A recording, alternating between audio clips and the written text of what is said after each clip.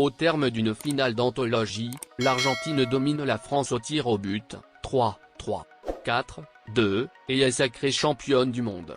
La consécration pour Léo Messi, double buteur dans ce match.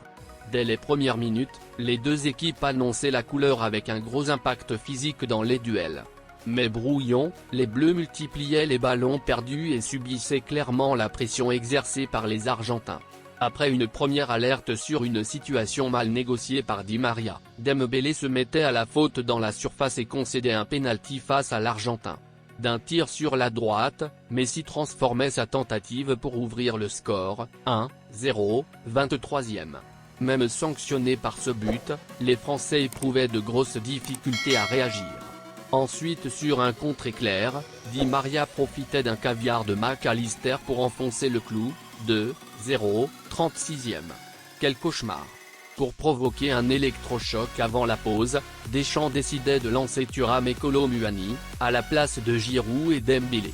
Pourtant dos au mur au retour des vestiaires, les champions du monde en titre ne donnaient pas l'impression de se révolter. Sur un tout petit rythme, l'Argentine profitait du moindre arrêt de jeu pour gagner du temps, ce qui n'aidait pas une équipe de France déjà endormie. À l'exception d'un Kolo Muani volontaire, les Bleus ne rentraient toujours pas dans cette rencontre et Lloris devait même s'employer sur un tir d'Alvarez ou une sortie devant McAllister. Malgré les minutes qui s'égrenaient, la France ne parvenait pas à emballer les débats, avec seulement une frappe envoyée dans les tribunes par Mbappé. Puis sur un contre, Kolo Muani poussait Otamendi à la faute pour obtenir un pénalty. Face à Martinez, Mbappé relançait le suspense d'une tentative sur la gauche malgré une déviation du gardien, 2-1, 80e. Dans la foulée, Mbappé combinait avec Thuram et réalisait une volée magnifique pour égaliser, 2-2, 82e. Incroyable. Quelle folie. Même sonné par la suite, l'Argentine stoppait tout de même l'hémorragie et Lloris sauvait une frappe lointaine de Messi avant la prolongation. Sur cette période supplémentaire, les Argentins ne sombraient pas, mais avaient désormais du mal à contrôler le ballon. Avec l'ascendant psychologique, les tricolores se montraient tranchants avec un Kolo Muani toujours époustouflant. Puis sur deux situations très chaudes, Upamecano réalisait un retour extraordinaire dans sa surface pour repousser un tir de Montiel, avant de gêner là. Martinez sur un duel loupé devant Lloris.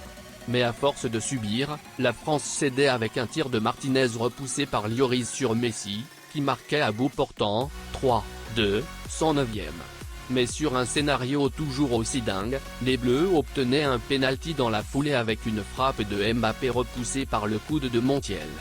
Face à Martinez, le Français s'offrait un triplé pour égaliser, 3-3, 116e. C'est donc au tir au but que l'Argentine a réussi à arracher la victoire avec bien évidemment un excellent Emiliano Martinez. Une première Coupe du Monde de Lionel Messi qui vient compléter son palmarès bien garni.